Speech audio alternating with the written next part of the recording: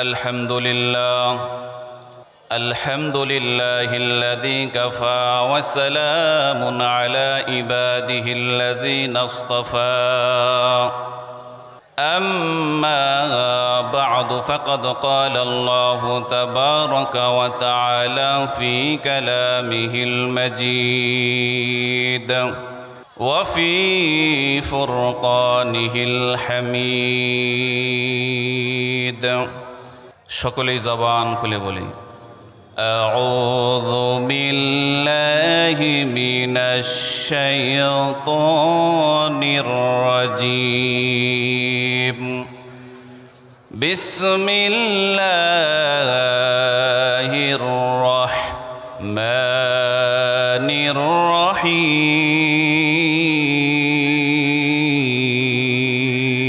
الرحيم كل نفس ذائقة الموت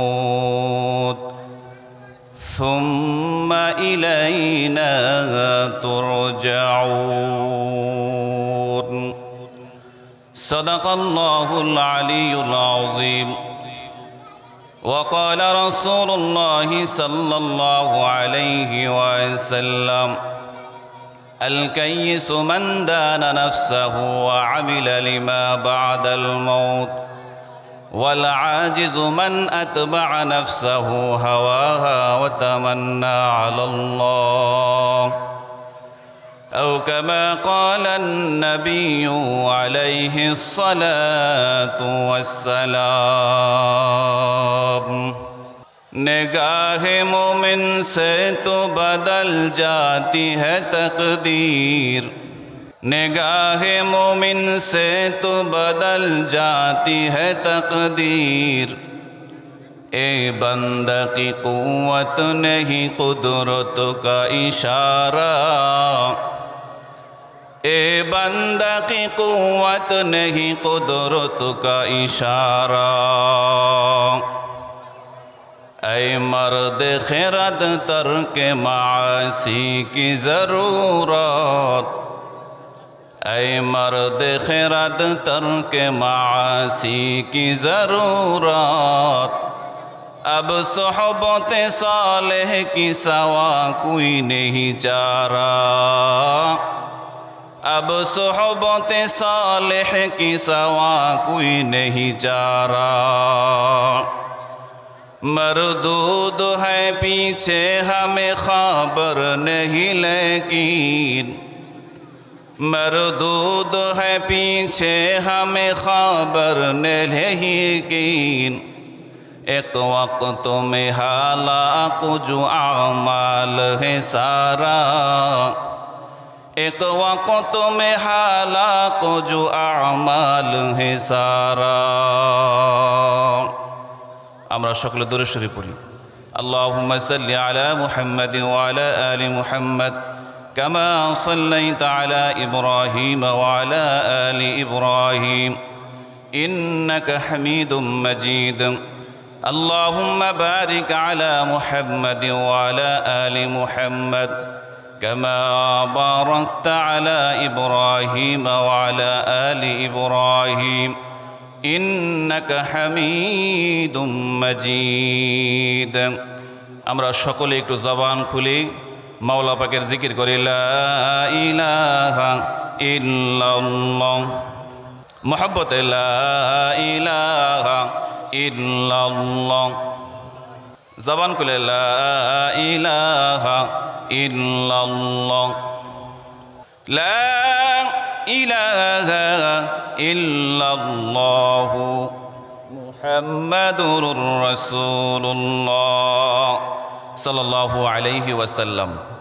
সকলের প্রতি শ্রদ্ধা ভালোবাসা রেখে আপনাদেরকে সামনে নিয়ে সেই মহান মনিবের দরবারে হাজার কোটি শুকরিয়া ও সুজুদ যে আল্লাহ সুবহানাহু ওয়া তাআলা আমাদেরকে দুনিয়ার সকল ব্যস্ততা থেকে ফারেগ হয়ে আজকে যুব সমাজ কর্তৃক আয়োজিত যারা দীর্ঘদিন যাবৎ মাথার ঘাম পায়ে ফেলে মেহনত করে ঘুম হারাম করে পরিশ্রম করে আজকের এই জান্নাতের বাগানকে সাজিয়েছেন, সেই জান্নাতের বাগানে আল্লাহ আমাদেরকে আসার বসার তৌফিক দিয়েছেন, এজন্য সকলেই জবান খুলে বলছি আলহামদুলিল্লাহ।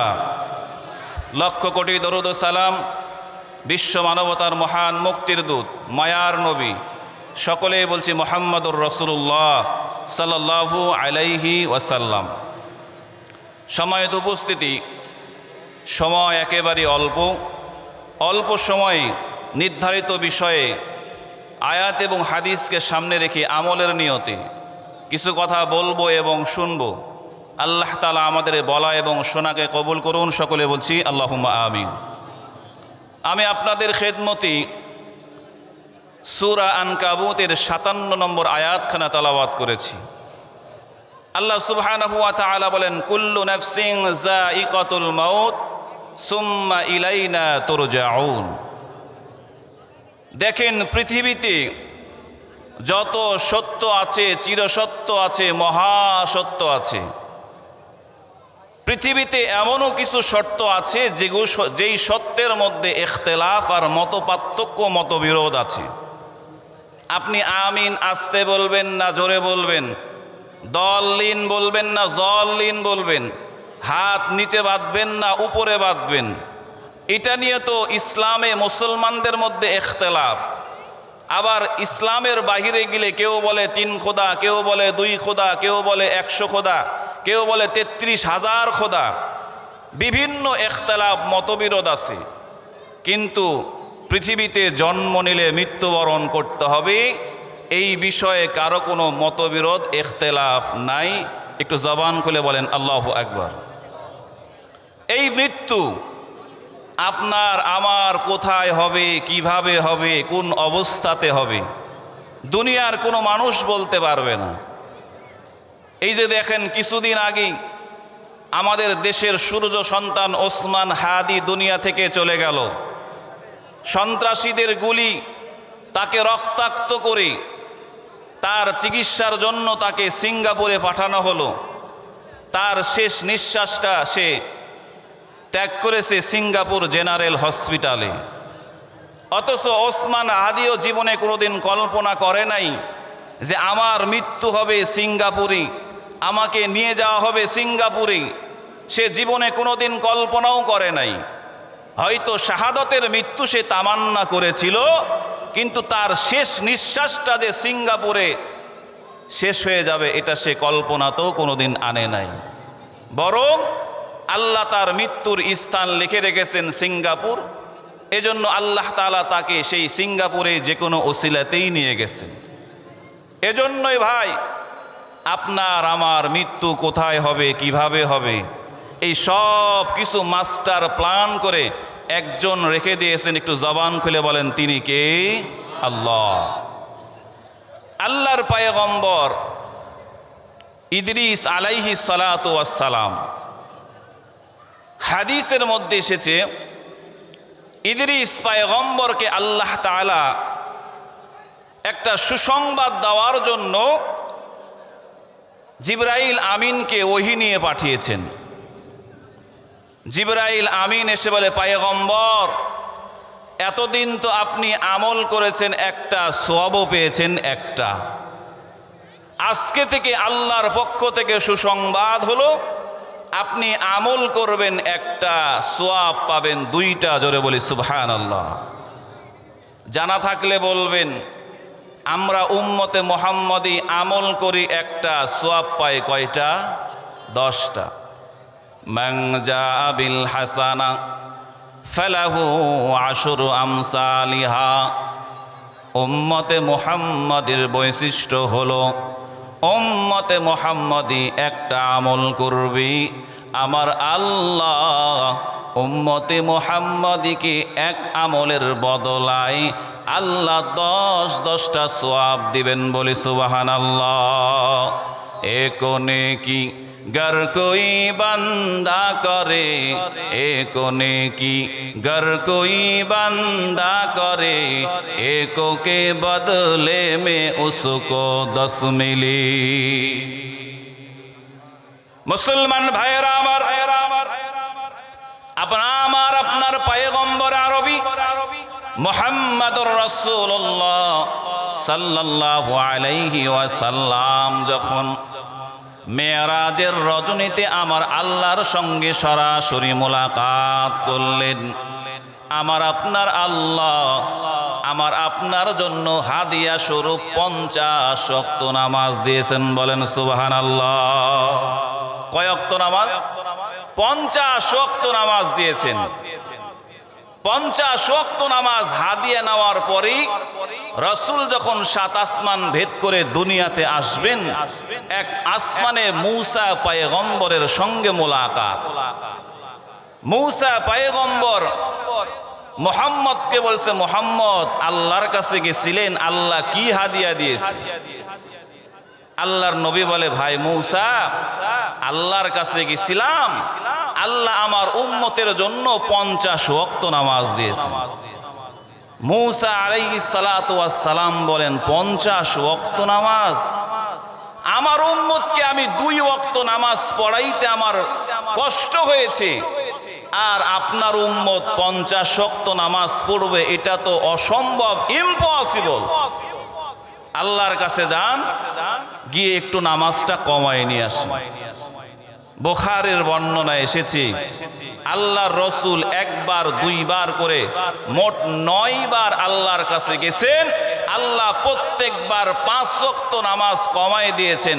বুঝে থাকলে বলুন, 9 বার যাওয়ার পরে 5 ওয়াক্ত করে নামাজ কমাইলে মাইনাস হয় কয় ওয়াক্ত? 45 ওয়াক্ত নামাজ মাইনাস, বাকি আছে কয় ওয়াক্ত? 5 ওয়াক্ত। আবার যখন মূসার সঙ্গে মোলাকাত, মূসা বলে, পয়গম্বর আপনার উম্মত 5 ওয়াক্ত নামাজ পড়তে পারবে না, আবার যান আল্লাহর কাছে কমায় নিয়ে আসেন। আল্লাহর নবী বললেন, মূসা কমাইতে কমাইতে কমাইতে মাত্র 5 ওয়াক্ত বাকি আছে। এখন যদি আবার আল্লাহর কাছে যাই, আল্লাহ যদি গোসা করে রাগান্বিত হয়ে এই 5 ওয়াক্ত যদি বাদ দিয়ে দেয়, আমার উম্মতের জন্য কি বাকি থাকবে? আমার লজ্জা লাগে, শরম লাগে, আমি আর আল্লাহর কাছে যেতে পারবো না। একটু জবান খুলে বলেন আল্লাহু আকবার। মুসলমান ভাইরা আমার, বুখারীর বর্ণনায় পাওয়া যায়, মূসা পয়গম্বরের সাথে যখন আমার আপনার পয়গম্বরের কথোপকথন চলে, আমার আল্লাহ আরশে আজিম থেকে সব কিছু তাকায় তাকায় দেখতেছি। আমার আল্লাহ এবার ঘোষণা দিলেন, পয়গম্বর মুহাম্মদ, আমি আপনার উম্মতের জন্য 50 ওয়াক্ত নামাজ আমি আল্লাহ ফরজ করে রেখেছি। 50 ওয়াক্ত নামাজই থাকবে। আপনার কোনো উম্মত যদি 5 ওয়াক্ত নামাজ সুন্দরভাবে আদায় করে, আমি আল্লাহ তার আমলনামায় 50 ওয়াক্তের সওয়াব দেব। বলেন সুবহানাল্লাহ। মকনো চসতি নামাজে পানসে গানা, ফাওয়াইলুল লিল মুসাল্লিনাল্লাযিনা মুমিনারা ই নামাজ ইমদাদে দা ইস্তাঈনু আয়াতে কুরআবখা আয়াতে কদ আফলাহারা ইয়াদকুন গৌর কুন্দর মানি আজদিল সাদিকুন। একটু মোহাব্বতে বলি আল্লাহু আকবার। মুসলমান ভাইয়েরা আমার, কি বুঝলেন?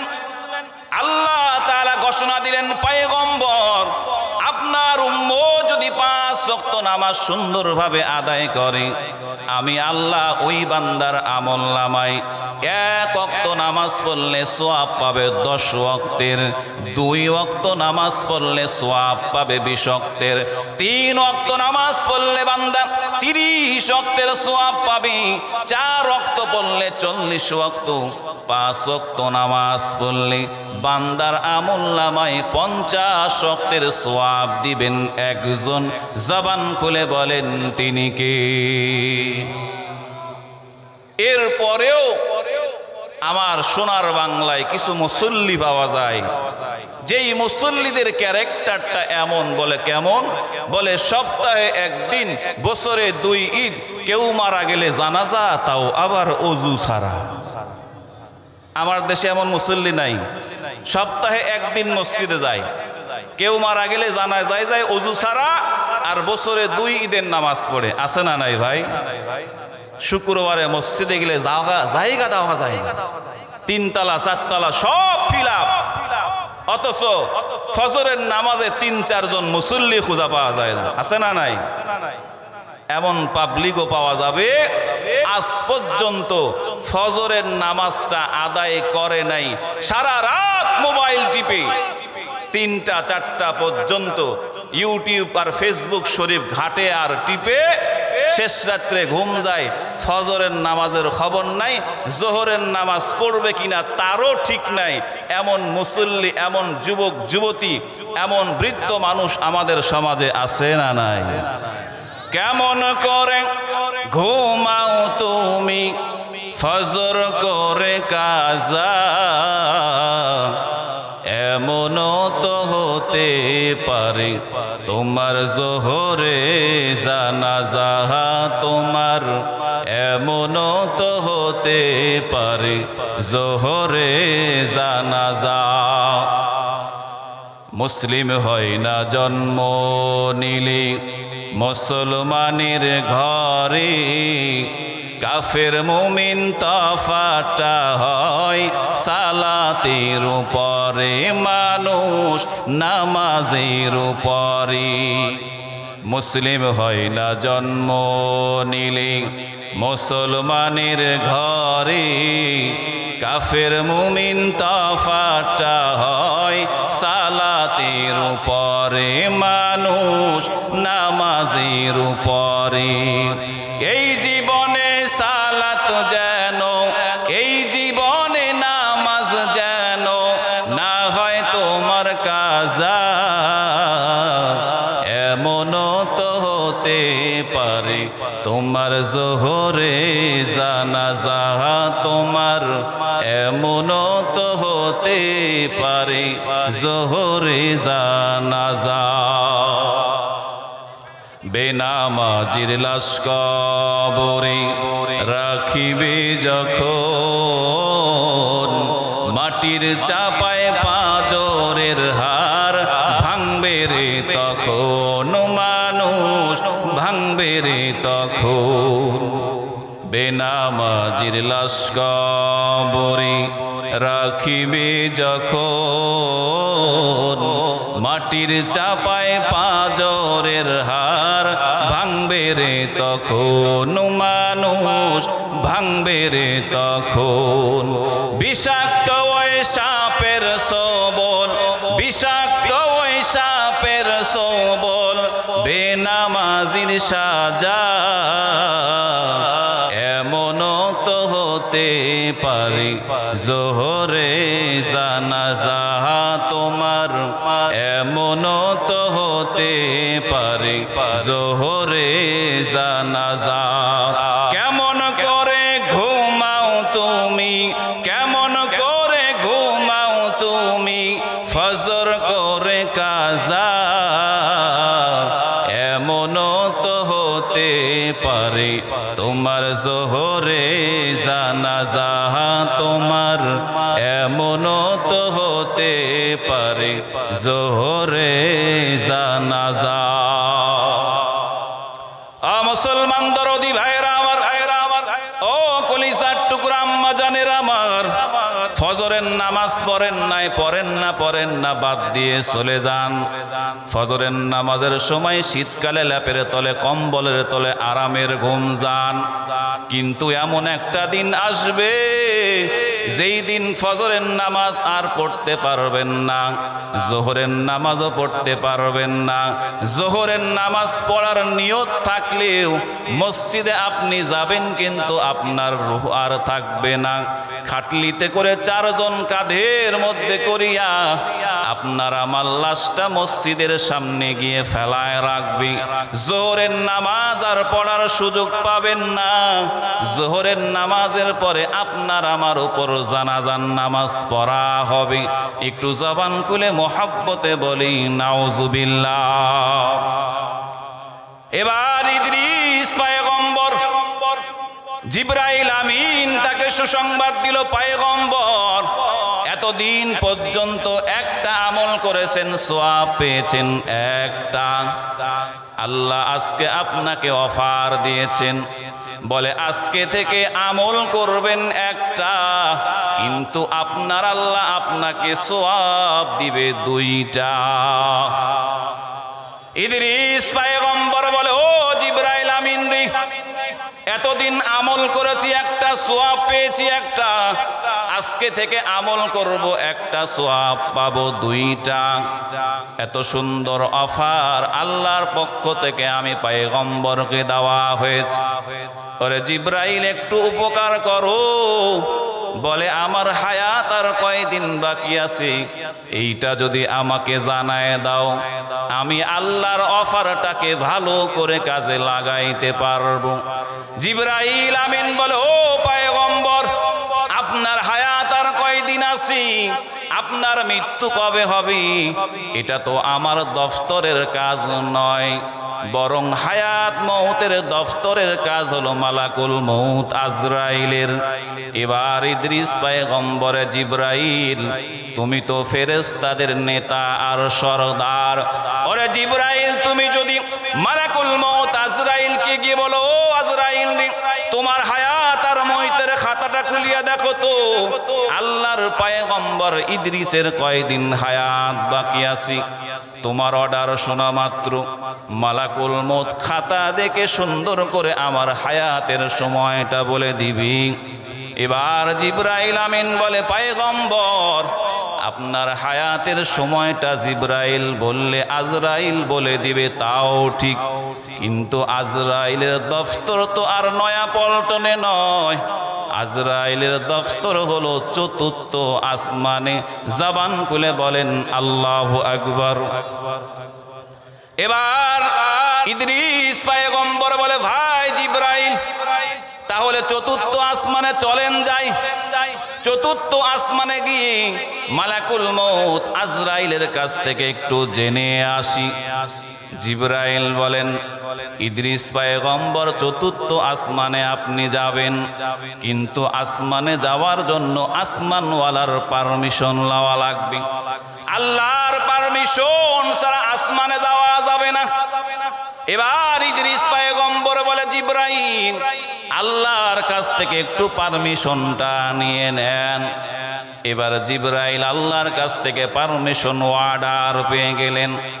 আমার আল্লাহ বললেন, জিবরাইল তোমার ডানার মধ্যে সুন্দর করে আমার পয়গম্বর ইদ্রিসকে বসাইয়া চতুর্থ আসমানে মালাকুল মৌত আজরাইলের দফতরে তুমি চলে যাও।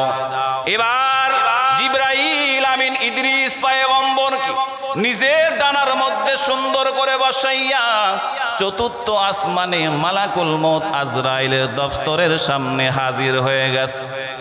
এবার জিবরাইল বলে, ইদ্রিস পয়গম্বর আপনি একটু দরজার বাহিরে দাঁড়ান, আমি ভিতর থেকে অনুমতি আর জেনে আস। জিবরাইল আমিন যখন আজরাইলের দফতরের মধ্যে প্রবেশ করেছি, আজরাইল বলে, বস জিবরাইল কি ব্যাপার হঠাৎ করে অসময়ে আমার দরবারে? ওগো বস আপনার কি খেদমত করতে পারি বলেন। এবার ফেরেশতাদের সরদার জিবরাইল আমিন বলে, মালাকুল মৌত আজরাইল রে, তোমার হায়াত মৌতের খাতাটা একটু ওপেন করো, ওপেন করো। খাতাটা খুলে দেখো তো আল্লাহর পয়গম্বর ইদ্রিস নবীর হায়াত আর কয়দিন বাকি আছে। এবার আজরাইল বলে, ও জিবরাইল রে, হায়াত আর মৌতের খাতা খোলা লাগবে না।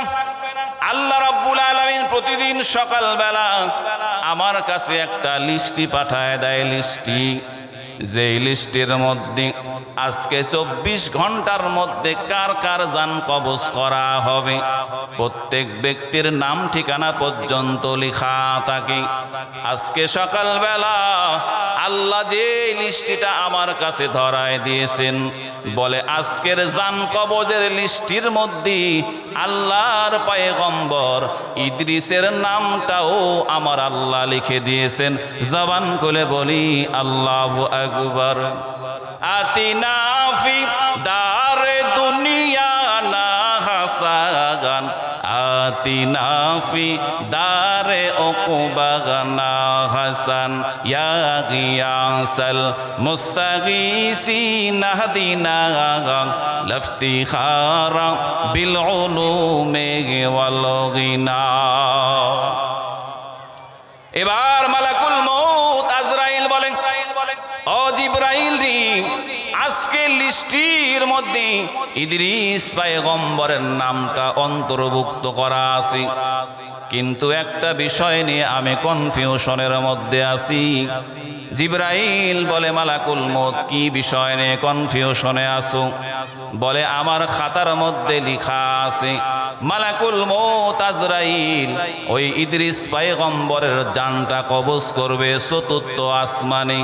কিন্তু আল্লাহর পয়গম্বর ইদ্রিস তো জীবিত অবস্থায় জমিনের মধ্যে নবুয়তের দায়িত্ব পালন করি, নবী আছে দুনিয়ায়, আল্লাহ জান কবজের স্থান লিখেছে চতুর্থ আসমানে। এবার জিবরাইল আমিন ডাক দে বলে, ও মালাকুল মউত, টেনশন করো না, টেনশন করো না। আল্লাহ রব্বুল আলামিন একটা ওসিলার মাধ্যমে আল্লাহ তাআলা ইদ্রিস পয়গম্বর কি আমার ডানাতে বসাইয়া তোমার দফতর চতুর্থ আসমানের সামনে হাজির করে দিয়েছি। জবান খুলে বলি আল্লাহু আকবার। আসবে মরণ কখন কোথায় কারো জানা নাই, আসবে মরণ কখন কোথায় কারো জানা নাই। জানাজার নামাজের আগে নামাজ পড়ো ভাই, তোমার জানাজার নামাজের আগে নামাজ পড়ো ভাই। আসবে মরণ কখন কোথায় কারো জানা নাই, আসবে মরণ কখন কোথায় কারো জানা নাই। জানাজার নামাজের আগে নামাজ পড়ো ভাই, তোমার জানাজার নামাজের আগে নামাজ পড়ো ভাই। আর রাজশাহীর মুসলমান ভাইয়েরা আমার, এই লম্বা হাদিস থেকে আমাদের কাছে স্পষ্ট হয়ে গেল, দুনিয়াতে হায়াত পাওয়ার পরে এই হায়াতের একদিন সমাপ্তি হবে। বলে, এই হায়াতের সমাপ্তি কোথায় হবে, কিভাবে হবে, কোন অবস্থাতে হবে, দুনিয়ার কোনো মানুষ জানে না, নবী রাসূল পর্যন্ত জানে না। বরং একজন মানুষের ইন্তেকালের স্থান, সময়, সবকিছু আসমান থেকে একজন কন্ট্রোল করেন। একটু জবান খুলে বলেন তিনি কে? এজন্যই আমার আপনার পয়গম্বর বলেন, ক্বালা রাসূলুল্লাহি সাল্লাল্লাহু আলাইহি ওয়াসাল্লাম, আল কাইসু মান দানা নাফসাহু ওয়া আমিলা লিমা বাদাল মাউত ওয়াল আজিজু মান আতবা নাফসাহু হাওয়াহা ওয়া তামান্না আলাল্লাহ।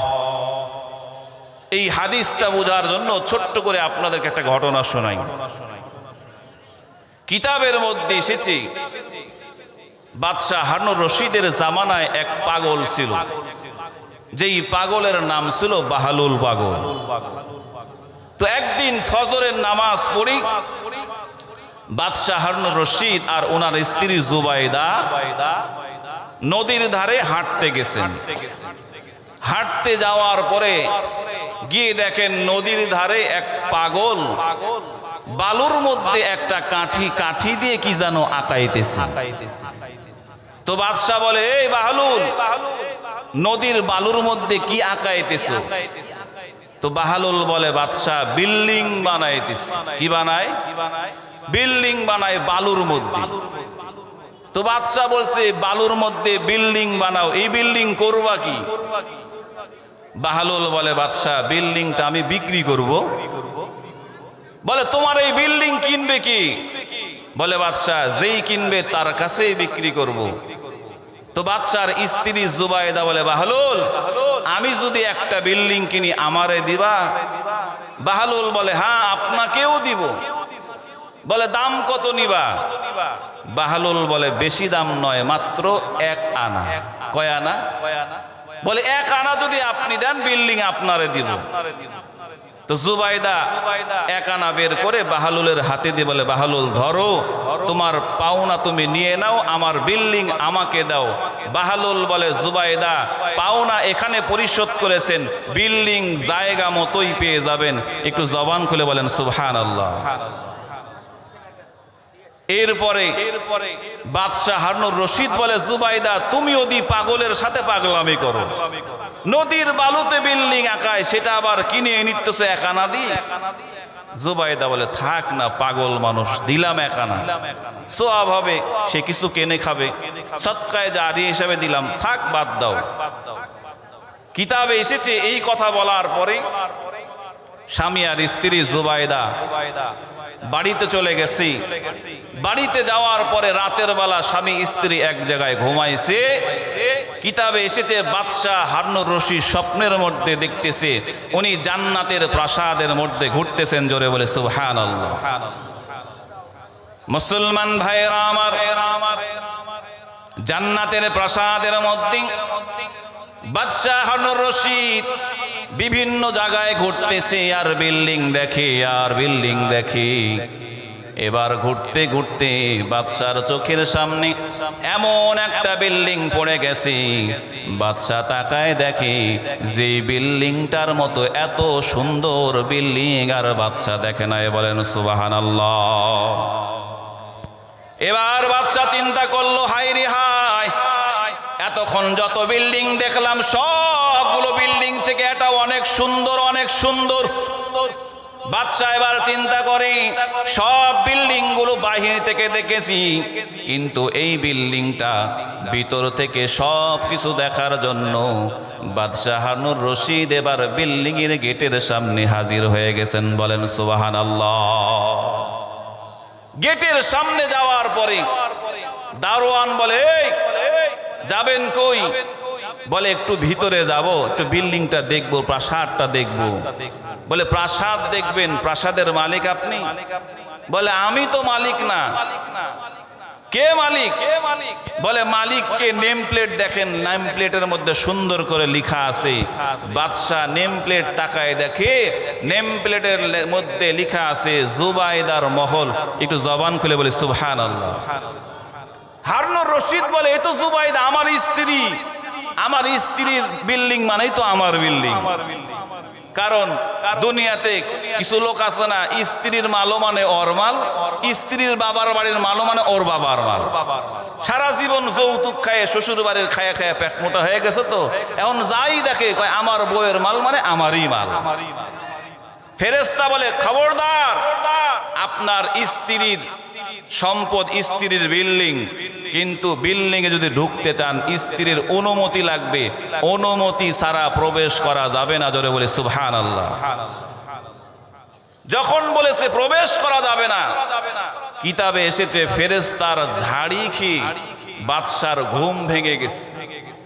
ঘুম থেকে উঠে এবার বাদশাহ স্ত্রী জুবাইদাকে ডাক দিয়ে বলে জুবাইদা তাড়াতাড়ি ঘুম থেকে ওঠো, কি এমন আমল তুমি করো যেই আমলের কারণে আমি স্বপ্নের মধ্যে জান্নাতে একটা বিশাল প্রাসাদ দেখেছি। জোরে বলে সুবহানাল্লাহ। মুসলমান ভাইরা আমার, স্ত্রী জুবাইদা ডাক দিয়ে বলে স্বামী আমার, আমি তো তেমন কিছু আমল করতে পারি না, আমি ওই যে রাসূলের হাদিস মতো আমল করি। কারণ রাসূল বলেছে আল মারআতু ইযা সাল্লাত খামসাহা ওয়া সামাত শাহরাহা ওয়া আহসানাত ফারজাহা ওয়া আতাআত বালাহা। রাসূল বলেছেন কোন আম্মা জান যদি, কোন নারী যদি, কোন মহিলা যদি 5 ওয়াক্ত নামাজ সুন্দরভাবে আদায় করে, কোন নারী যদি রমজান মাসের রোজা সুন্দরভাবে আদায় করে, কোন নারী যদি নিজের সতীত্বের হেফাজত করে পর্দায় চলে, কোন নারী যদি স্বামীর খেদমত করে, আমার আল্লাহ বলেন ফালতাদখুল মিন আইয়ি আবওয়াবিল জান্নাতি শাআত।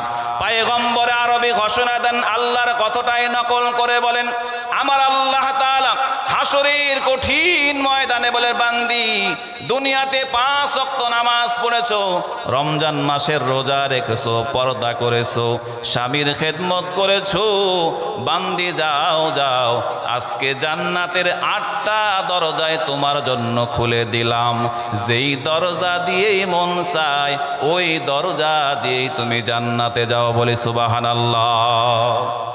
জুবাইদা ডাক দিয়ে বলে, স্বামী আমার, এই 4 কাজ ছাড়া তো তেমন কোনো আমল আমি করতে পারি না। এবার হারুনুর রশিদ ডাক দিয়ে বলে, জুবাইদারি, অবশ্যই স্পেশাল কোনো আমল তুমি করো, যেই আমলের কারণে আল্লাহ তোমার জন্য জান্নাতে একটা প্রাসাদ দিয়েছে। কিতাবের মধ্যে পাওয়া যায়, জুবাইদাও কল্পনা করতে পারে নাই ওই বিল্ডিংটাই হলো বাহালুলের দেওয়া 1 আনার বিল্ডিং। বলেন সুবহানাল্লাহ। বাদশার স্মরণ পড়ে গেছে। বাদশা বলে, হাই হাই, সকালবেলা নদীর ধারে বাহালুল পাগলের কাছ থেকে যেই বিল্ডিংটা কিনেছিলাম, জুবাইদারে আমি কসম করে বলি ওই বিল্ডিংটাই হলো সেই বিল্ডিং।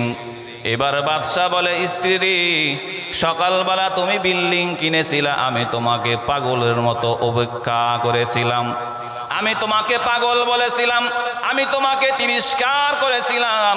এবার বাদশা বলে, জুবাইদারি, তুমি কিনেছো, আমিও এখন বিল্ডিংটা কিনতে চাই। এবার বিল্ডিং কেনার জন্য বাদশাহ হারুনুর রশিদ বাহালুল পাগলকে খোঁজা শুরু করেছে। বলেন সুবহানাল্লাহ।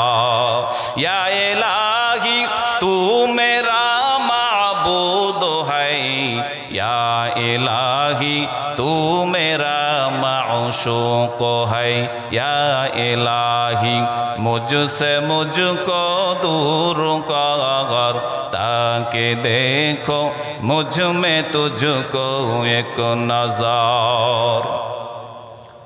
मुसलमान भाइरा आमार, এবার বাদশাহ হারুনুর রশিদ বাহালুল পাগলের সন্ধানে বের হয়ে গেছি। বাদশাহ চিন্তা করে, পাগল তো আর সব সময় এক জায়গায় থাকে না। এবার বাদশাহ চিন্তা করতে করতে বাদশাহ এবার নদীর ধারে চলে গেছেন। নদীর ধারে যাওয়ার পরে তাকাইয়া দেখে বাহালুল পাগল গতকালকের জায়গায় সেম কাজ করতেছে। এবার বাদশাহ গিয়ে বলে, বাহালুল রে কি করো? বাহালুল বলে, বাদশাহ, গতকালকে যেই কাজ করতেছিলাম আজকেও সেই কাজ করি। বাদশাহ বলে, বাহালুল রে, আজকে আমি তোমার কাছ থেকে একটা বিল্ডিং কিনতে চাই। বাহালুল বলে, বাদশাহ, বিল্ডিং কিনলে আমিও আপনাকে নিষেধ করব না, বিল্ডিং এর মূল্য পরিশোধ করেন আর বিল্ডিং এর মালিক হয়ে যান। এই কথা বলার পরে বাদশাহ এবার পকেট থেকে 1 টাকা 1 আনার কয়েন বের করে বাহালুলের হাতে দিয়ে বলে, বাহালুল, নেও, তোমাকে 1 আনা দিলাম, আমাকে একটা বিল্ডিং এর মালিক বানায় দাও। বাহালুল পাগল বলে, বাদশাহ, আজকে আর 1 আনায় বিল্ডিং দেওয়া যাবে না। বাদশাহ বলে, কেন রে পাগল? গতকালকে আমার স্ত্রী জুবাইদাকে তো 1 আনায় একটা বিল্ডিং দিয়েছো। এবার বাহালুল পাগল বলে, বাদশাহ, গতকাল কি আপনার স্ত্রীকে 1 আনায় বিল্ডিং দিয়েছি, আজকে যদি বিল্ডিং কিনতে চান আপনার সম্পদের অর্ধেক আমার নামে দিতে হবে। বলেন আল্লাহু আকবার। বাদশাহ বলে, বাহালুল, এটা কেমন কথা? গতকালকে দিলে 1 আনাই, আজকে বলো আমার সম্পদের অর্ধেক দিয়ে দেওয়া লাগবে। বাহালুল বলে, বাদশাহ, কারণ আছি, কারণ গতকালকে আপনার স্ত্রী বিল্ডিং কিনেছিল না দেখি, আর আজকে আপনি বিল্ডিং কিনতে এসেছেন দেখার পরে। বলেন সুবহানাল্লাহ। জিন্দেগি মে বন্দেগি তো করনা হে, जिंदगी में बंदगी तो करना है, जिंदगी बे बंदगी शर्मिंदा है, जिंदगी बे बंदगी शर्मिंदा है। दुनिया में हो दुनिया का तलबगार ना हो, बाजार से गुजर हो खरीदार ना हो। दुनिया में हो दुनिया का तलबगार ना हो, बाजार से गुजर हो खरीदार ना हो।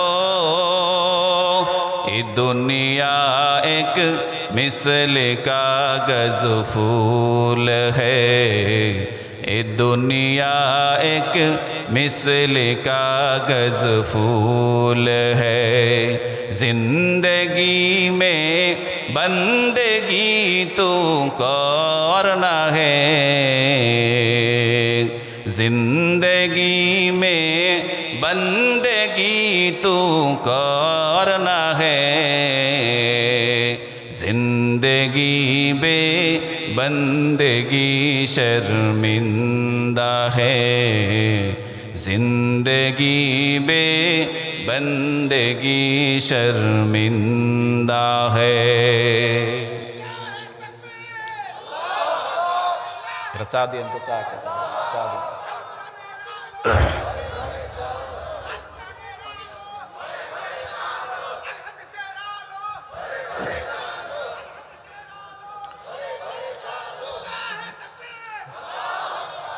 মুসলমান ভাইয়েরা আমার ভালো করে বুঝবেন, কিতাবের মধ্যে পাওয়া যায় বাদশাহ হারুনুর রশিদের সঙ্গে বাহলুলের একটা ভালো সম্পর্ক হয়ে গেল। এবার বাদশাহ বলে, বাহলুল রে, বাহলুল যদি কোনো সময় আমার দরবারে আসে, বাহলুলের জন্য কোনো নিয়ম নাই, কোনো নীতি নাই। বাহলুলের যখন মন চায় তখন আমার দরবারে আসবি। এইভাবে করতে করতে কিতাবের মধ্যে এসেছি, হঠাৎ একদিন বাহলুল পাগল রাজ দরবারে বাদশার সামনে চলে এসেছি। এবার বাদশাহ বলে, বাহলুল রে, তোমার সঙ্গে আমার অনেক মহব্বত আর ভালোবাসা আর আন্তরিকতা। ওরে বাহলুল, তোমাকে আমি আজকে একটা হাদিয়া দিব, হাদিয়া। বাহলুল বলে, বাদশাহ আপনি হাদিয়া দিবেন? আপনার হাদিয়া তো আমার জন্য আশীর্বাদ, আমার জন্য দোয়া। এই কথা বলার পরে বাদশাহ তার হাতের মধ্যে একটা লাঠি ছিল, লাঠি। বাদশাহ বলে, বাহলুল রে, আমার হাতের লাঠিটাই তোকে আমি হাদিয়া দিলাম। বলেন সুবহানাল্লাহ। বাহলুল লাঠিটা পাওয়ার পরে মারাত্মক খুশি হয়ে গেলেন, কারণ বাদশার হাতের লাঠিটা বাহলুল পেয়েছি। লাঠি পাওয়ার পরে বাহলুল আত্মহারা। এবার বাদশাহ বলে, বাহলুল রে, লাঠি পেয়েছো, খুশিও তো মারাত্মক হয়েছো, কিন্তু লাঠিটা নেওয়ার জন্য একটা মাত্র শর্ত আমি তোমাকে দিলাম। বাহলুল বলে, বাদশাহ কি শর্ত বলেন? বাদশাহ বলে, বাহলুল রে, তোমার চোখের সামনে যদি কোনোদিন তোমার থেকেও যদি বড় মাপের কোনো বোকা আর পাগলের সন্ধান পাও, ওরে বাহলুল রে, এই লাঠিটা ওই বোকার কাছে হ্যান্ড ওভার করে দিবা। কারণ আমি চাই আমার রাজ্যের মধ্যে সব চাইতে যে বড় বোকা আর পাগল, এই লাঠিটা যেন তার হাতের মধ্যে থেকে যায়। একটু জবান খুলে বলেন আল্লাহু আকবার। বাহলুল পাগল বলে, বাদশাহ কোনো সমস্যা নাই, টেনশন করেন না। আপনি আমাকে যেই ওসিয়ত করে লাঠিটা দিয়েছেন, আমি পাগল খুঁজবো, বোকা খুঁজবো। যদি আমার থেকে বড় মাপের কোনো বোকা আমি পেয়ে যাই, এই লাঠিটা আমি তার কাছে হ্যান্ড ওভার করে দিব। এই কথা বলার পরে বাহলুল পাগল বাদশার দরবার থেকে বের হয়ে চলে গেছে। যাওয়ার পরে বাহলুল এবার পাগল খোঁজে, পাগল খোঁজে। কারণ বাদশাহ বলেছে, বাহলুল রে, তোমার থেকে বড় মাপের কোনো বোকা আর পাগল পাইলে লাঠিটা তারে দিয়ে দিবা। এবার বাহলুল পাগল রাজ দরবার থেকে এইদিকে ওদিকে ঘুরে আর ফিরে আর পাগল খোঁজে। কিতাবের মধ্যে পাওয়া যায় বাহলুল তো ডানে বামে অনেক রকমের পাগল পায়। কারণ দুনিয়াতে কেউ আছে গাড়ির পাগল, কেউ আছে নারীর পাগল, কেউ আছে ক্ষমতার পাগল, কেউ আছে টাকার পাগল। ঠিক কিনা বলেন? দুনিয়াতে পাগলের কোনো অভাব নাই। হাটে বাটে মাজারে যেখানে যাবেন খালি পাগল আর পাগল। কিন্তু বাহলুল তো দুনিয়ার পাগল খোঁজে না, বাহলুল তো কোনো টাকাওয়ালা পাগল খোঁজে না, নারীর পাগল কেউ খোঁজে না। বাহলুল তো ক্ষমতার পাগলওয়ালা কেউ খোঁজে না, বাহলুল একজনের পাগল খোঁজেন। একটু জবান খুলে বলেন তিনি হলেন কি? আমার আল্লাহর পাগল বাহলুল তালাশ করে কিন্তু আর পায় না। এজন্যই তো আল্লামা তাকি ওসমানী দামাত বারাকাতুহুম বলেন, ওই যুগে যদি আল্লাহওয়ালা পাগলের একটা লিস্টি করা হইতো, ওই লিস্টের মধ্যে সবার আগে বাহালুলের নামটাই লেখা হইতো। বলেন সুবহানাল্লাহ। হাকিকত সে তো দুনিয়া বেখবর হ্যায়, দুনিয়া কি নুমাইশ পর নজর হ্যায়। নমি গোয়াম কি আজ দুনিয়া জুদা বাস, বহর কারে কে বাসি বাগ খোদা বাস। চিস্তে দুনিয়া আজ খোদা গাফেল বুদাগান, নাই কমাশত নুকরাও পর জিন্দজান। আপ দরকশ তি হালাঙ্কি কশতি আগাস, আপ অন্দর জেরে কশতি পুশুতিয়াস। একটু জবান খুলে মোহাব্বতে বলি আল্লাহু আকবার। এবার বাহালুল পাগল রাস্তায় ঘোরে আর পাগল খোঁজে, পাগল খোঁজে।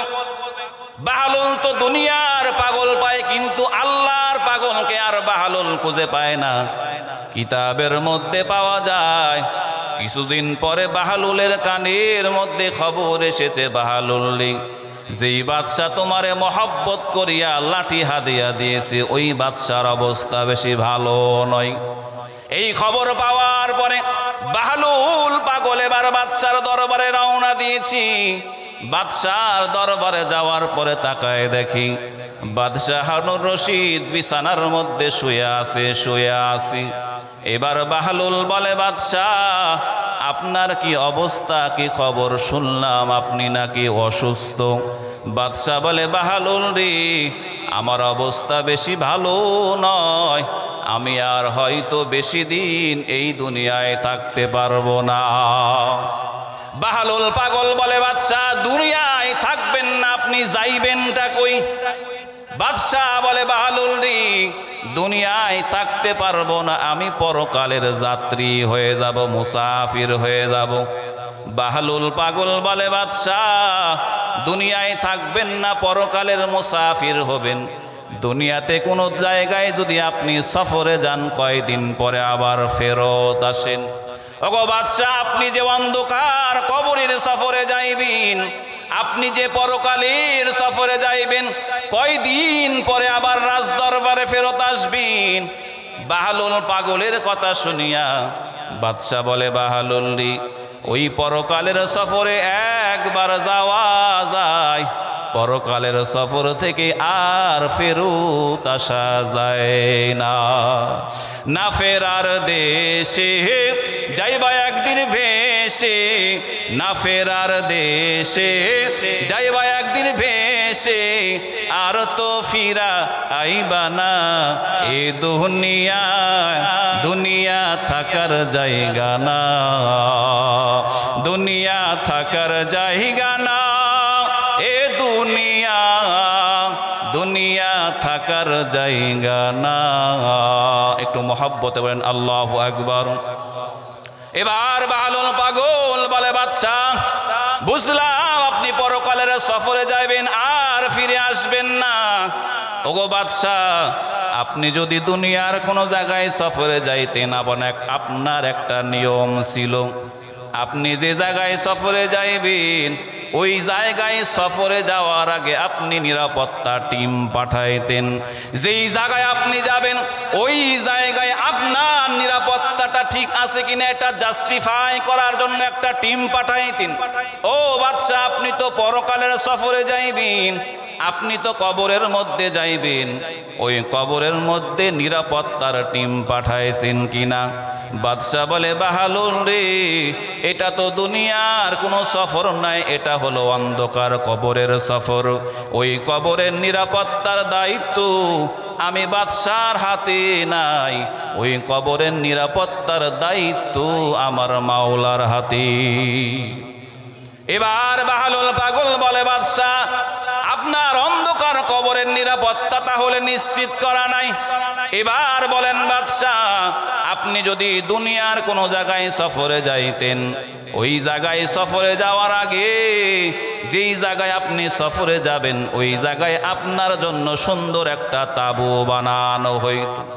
যেই তাঁবুর মধ্যে আপনার সুন্দর করে একটা বিছানা রেডি করা হইতো, আপনার জন্য কোলবালিশ ল্যাপকাদা কম্বল জাজিম দিয়ে সুন্দর পরিবেশের একটা মনোমুগ্ধকর তাঁবু বানাইয়া আপনার থাকার জায়গাটাও সুন্দর করে ডেকোরেশন করা হইতো। ওরে বাদশাহ, আপনি যে পরকালের সফরে যাইবেন, অন্ধকার কবরের মধ্যে যাইবেন, ওই কবরের মধ্যে আপনার বিছানাপত্র রেডি করা হয়েছে কিনা? বাদশাহ চোখের পানি ফেলাইয়া কান্না করে আর বলে, বাহালুল্লি, দুনিয়ার সফরের ডেকোরেশনের দায়িত্ব আমি বাদশার হাতে থাকলেও অন্ধকার কবরের ডেকোরেশনের দায়িত্ব আমার হাতে নাই। অন্ধকার কবরের মধ্যে আমার বিছানাপত্র কেমন হবে? ওরে বাহালুল, আমার জাজিম কেমন হবে? আমার তোশকটা কেমন হবে? আমার কম্বলটা কেমন হবে? আমার তাঁবুটা কেমন হবে? অন্ধকার কবরে তো কিছুই থাকবে না। ডানে তাকাবো, ডান দিকেও দেখতে পাবো মাটি, বামে তাকাবেন, বামেও মাটি, সামনেও মাটি, নিচেও মাটি, উপরেও মাটি, চতুর্দিক দিয়ে মাটি আর মাটি। অন্ধকার কবরে মাটি ছাড়া কিছুই থাকবে না। 6 দিন পরে নখ কষে যাবে, 9 দিন পরে চুল। কবর গাঘের সামানো নিতে কইর না কেউ ভুল। কবর জায়গা ভালো নয়, আমল দিয়ে কবর গৃহ সাজিয়ে নিতে হয়। কবর জায়গা ভালো নয়, আমল দিয়ে কবর গৃহ সাজিয়ে নিতে হয়। 6 দিন পরে নখ কষে যাবে, 9 দিন পরে চুল। কবর গাঘের সামানো নিতে কইর না কেউ ভুল। কবর জায়গা ভালো নয়, আমল দিয়ে কবর গৃহ সাজিয়ে নিতে হয়। কবর জায়গা ভালো নয়, আমল দিয়ে কবর গৃহ সাজিয়ে নিতে হয়। 17 দিন পেটে ফেটে শেষ পোকার খাদ্য হবে। 60 দিন পরে গোশত থাকবে না, কঙ্কাল পড়ে রবি। 17 দিন পেটে ফেটে শেষ পোকার খাদ্য হবে। 60 দিন পরে গোশত থাকবে না, কঙ্কাল পড়ে রবি। 90 দিনে হাড়গুলি সব, 90 দিনে হাড়গুলি সব আলাদা হয়ে রয়। কবর জায়গা ভালো নয়, আমল দিয়ে কবর গৃহ সাজিয়ে নিতে হয়। কবর জায়গা ভালো নয়, আমল দিয়ে কবর গৃহ সাজিয়ে নিতে হয়। দেহের চেয়ে অহম বড়, লোভ লালসার পাহাড়। হিংসাই জ্বলে বিবেক হলো নফসের কালো আহার। হামান কারণ সবারই এই, হামান কারণ সবারই এই পরিণতি পরিচয়। কবর জায়গা ভালো নয়, আমল দিয়ে কবর গৃহ সাজিয়ে নিতে হয়। কবর জায়গা ভালো নয়, আমল দিয়ে কবর গৃহ সাজিয়ে নিতে হয়। আমল দিয়ে কবর গৃহ সাজিয়ে নিতে হয়। আমল দিয়ে কবর গৃহ সাজিয়ে নিতে হয়। মুসলমান দরদি ভাইয়েরা আমার, এবার বাহালুল পাগল বলে, বাদশাহ, অন্ধকার কবরের নিরাপত্তাটা আপনার নিশ্চিত করা নাই, অন্ধকার কবরের ডেকোরেশনটাও আপনার করা নাই। ওরে বাদশাহ, এবার বলেন তো, দুনিয়াতে কোথাও আপনি যদি সফরে যাইতেন, যেই সফরে আপনি 10 দিন 12 দিন 15 দিন অবস্থান করলে, এই 15 দিনের খাবারের তালিকাটা আপনার রেডি করা হয়ে যাইত। এই 15 দিনের সকালবেলা কি খাইবেন, দুপুরবেলা কি খাইবেন, বিকেলে কি খাইবেন, রাতের বেলা কি খাইবেন, আপনার 15 দিনের খাবারের তালিকাটা বাদশাহ রেডি করা হইয়া যাইত। ওগো বাদশাহ, আপনি আপনি যে পরকালের সফরে যাইবেন ওই কবরের খাবারের তালিকাটা আপনি রেডি করেছেন কিনা।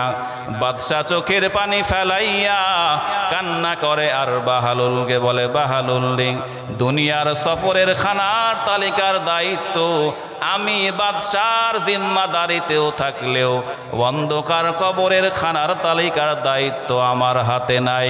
ওই অন্ধকার কবরের মধ্যে আমি জান্নাতের নিয়ামত খাবো নাকি জাহান্নামের নিয়ামত খাবো? কারণ পয়গম্বরে আরবি বলেছেন, ক্বালা রাসূলুল্লাহি সাল্লাল্লাহু আলাইহি ওয়াসাল্লাম, আল কবরু রাউযাতুম মিন রিয়াজিল জান্নাহ আও হুফরাতুম মিন হুফারিন নার। কারণ পয়গম্বরে আরবি বলেন, ও আমার উম্মতের দলেরা, ওই অন্ধকার কবর, যেই কবরের মধ্যে তুমি আমি যাইব, ওই কবরের অবস্থা দুই হালত থেকে খালি হবে না। রাসূল বলেন, ওই কবরটা হয় জান্নাতের টুকরা হবে, আর যদি জান্নাতের টুকরা না হয়, রাসূল বলেন কবরটা হয়ে যাবে জাহান্নামের টুকরা। এবার বাহলুল বলে, বাদশাহ, আপনার অন্ধকার কবরের প্রস্তুতি তো তেমন নেওয়া নাই। আপনার মনে আসেনি আপনি আমার হাতে একটা লাঠি দিয়েছিলেন, লাঠি, আর বলেছিলেন আমার থেকেও যদি বড় মাপের কোনো বোকা পাওয়া যায় সেই বোকারে যেন এই লাঠিটা আমি হ্যান্ড ওভার করে দেই। এবার বাহলুল বলে, বাদশাহ, আজকে আমি আপনার দরবারে সেই বোকার সন্ধানটা পেয়ে গেছি। বাদশা বলে, বাহলুল রে, আমার রাজদরবারের মধ্যে সপ্ত জ্ঞানী গুণী ব্যক্তির পদচারণা, আমার দরবারে আবার বোকা পাইলা কোত্থেকে? বাহলুল বলে, বাদশাহ, পয়গম্বরে আরবি বলেছেন, ক্বালা রাসূলুল্লাহি সাল্লাল্লাহু আলাইহি ওয়াসাল্লাম, আল কাইয়িসু মান দানা নাফসাহু ওয়া আমিলা লিমা বাদাল মাউত ওয়াল আজিজু মান আতবা নাফসাহু হাওয়াহা ওয়া তামান্না আলাল্লাহ।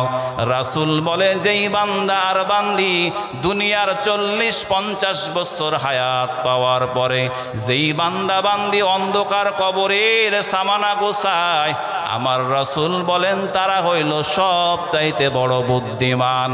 আর যারা দুনিয়ার হায়াত পাওয়ার পরে রং তামাশায় দুনিয়া কাটায় দেয়, যারা বলে দুনিয়াটা মস্ত বড়, খাও দাও ফুর্তি করো, আমার রাসূল বলেন তারা দুনিয়ার মোহে পড়িয়া অন্ধকার কবরকে ভুলে গেছে।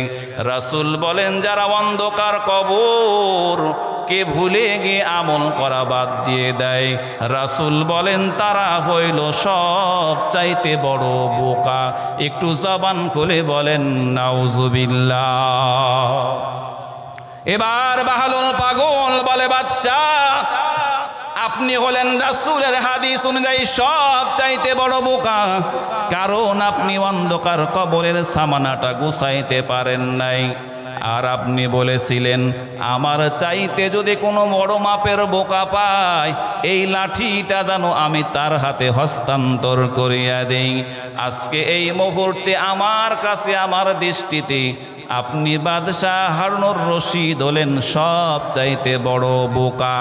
এজন্য আপনার দেওয়া লাঠিটা আপনার ওসিয়ত অনুযায়ী আপনার হাতেই তুলিয়া দিলাম। একটু জবান খুলে বলি আল্লাহু আকবার।